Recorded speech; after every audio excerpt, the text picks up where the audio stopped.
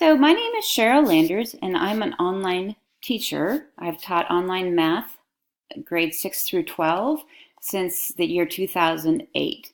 And I chose the topic of organizational and time management because that is one of the main reasons that students don't succeed with online courses is they don't know how to organize their time, they don't know how to organize themselves, and they don't know how to stick with the times that they've given themselves. So this can be very challenging for students, and so I've learned a few strategies that I like to use with them to help them with time management in order to be more successful. So, first of all, time management in an online course requires great discipline. Adolescents as a whole don't possess this type of discipline, and to be honest, a lot of adults don't possess this type of discipline either. So we require the students to to schedule their week and to be realistic. So putting in breaks, putting in lunchtime, putting in breakfast time. There should be 5 hours a week for each course. The students are required to come on site for an hour, so that should be there. This student is going to the gym 3 days a week. So we want it to be useful for the students and actually mirror what will actually happen to them. So they need to schedule their week, and then we ask them to stick to their schedule. So that's kind of hard, but one strategy that I have found to be really helpful is a strategy using a kitchen timer. So originally, this technique, actually I think it's still probably called this Pomodoro, which is Italian for tomato because they had a tomato timer, is a really effective yet simple method that will help you get things done. So here's how it works. And the actual method itself, this technique, has a lot more steps. I'm only focusing on the kitchen timer part. And I do ask my students to buy a kitchen timer. I obviously don't want them to be using their phones because their phones would open up all sorts of distractions. So here's how this works. You choose a task, whatever you want to work on that day. You set the timer for 25 minutes and you work on the task without interruption. When the timer goes off, you place some kind of mark on your paper, check mark, X, smiley face, whatever works for you, and you stop working. So that's important. When I do this, I have a hard time sometimes stopping working because I'm in the middle of something. So I've learned to go ahead and write a little note as to where I am and what I'm working on. So when I come back after my 5-minute break, I remember and can start up right away. So when the timer goes off, you're going to set it again for 5 minutes and you're going to take a break. You're going to get up, walk around, get a glass of water, whatever it is you need to do. And then you're going to come back when the timer goes off, set it for 25 minutes, and get back to work. And so this is a process that they recommend you do 4 times. And once you have 4 marks on your paper, you get to take a 20 to 30 minute break. So the idea is it gives your brain time to rest. And when you have a rested brain, you're more likely to remember and you won't get so fatigued. I use this technique when I clean my house because I don't like cleaning my house. And I figure I can do anything for 25 minutes. So it's a great technique for that too.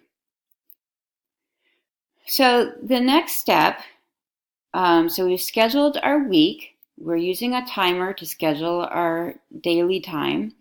And then the next step would be to schedule when things are due. So we tell the system a start date and an end date for your course. That's all we can do. Okay, so that's the end of our control. And unfortunately, our curriculum vendor has decided that clumping due dates is a good idea. it is not a good idea for us. We have not had students be successful with clumped due dates. So there's kind of, you can see it, the student can see it in two views. There's the list view, and here's the course calendar. So if I look at the course calendar, it's pretty overwhelming, the amount of stuff that's due each day. And if I wait, for example, till the 15th to get started on those 2 algebra assignments and 4 English assignments, there's really not a very good chance I'm going to complete those by the end of the 15th. So we talk about kind of starting with the end in mind. So we look ahead in order to work backwards. So this is how it works.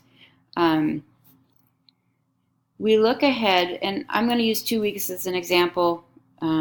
Depending on a student, sometimes it's 3 weeks, and depending on how their courses kind of lay out on the calendar.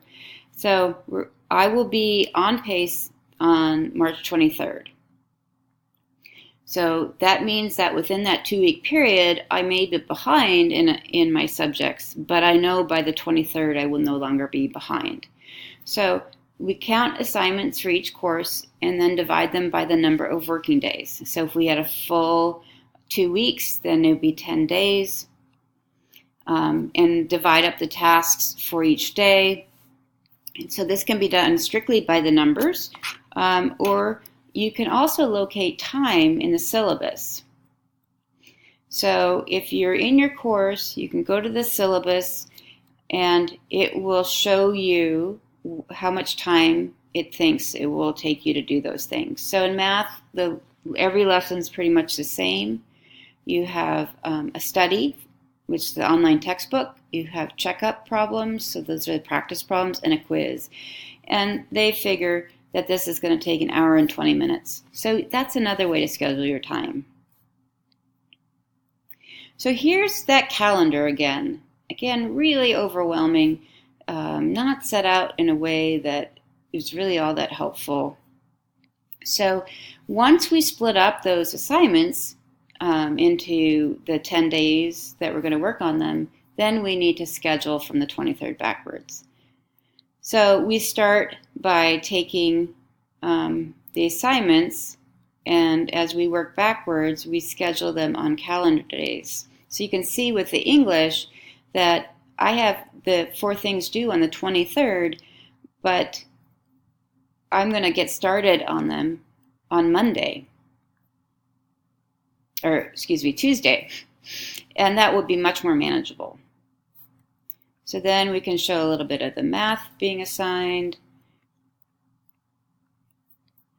So there we have 4 days that are scheduled. So if I look at the 22nd and 23rd and I look at the 4 days that I've scheduled, it's a lot less overwhelming to me to see it in that format. So there's the rest of the dates scheduled. And then, it's good to stay on the schedule as much as possible. And I also encourage parents to have the schedule posted in a place where they can come home if they're working and say, okay, show me these 3 things that were due today. So the other thing that's really helpful for parents is called the Sunday report. So every Sunday, you'll get a report in your email, and it gives you some information, but the most important piece, and you can't really see it, it's getting cut off, is it says detail report.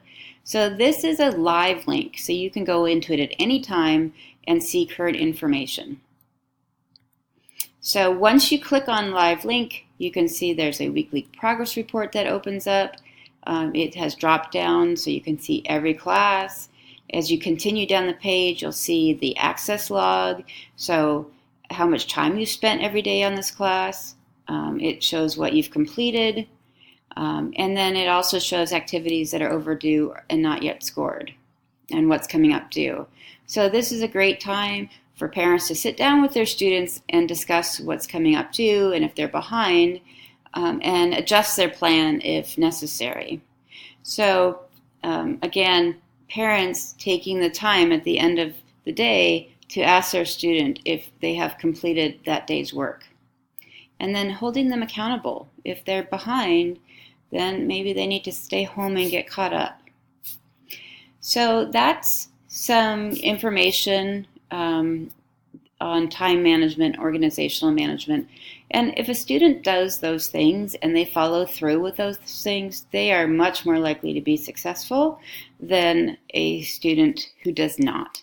So if you have questions, please contact your advisor. And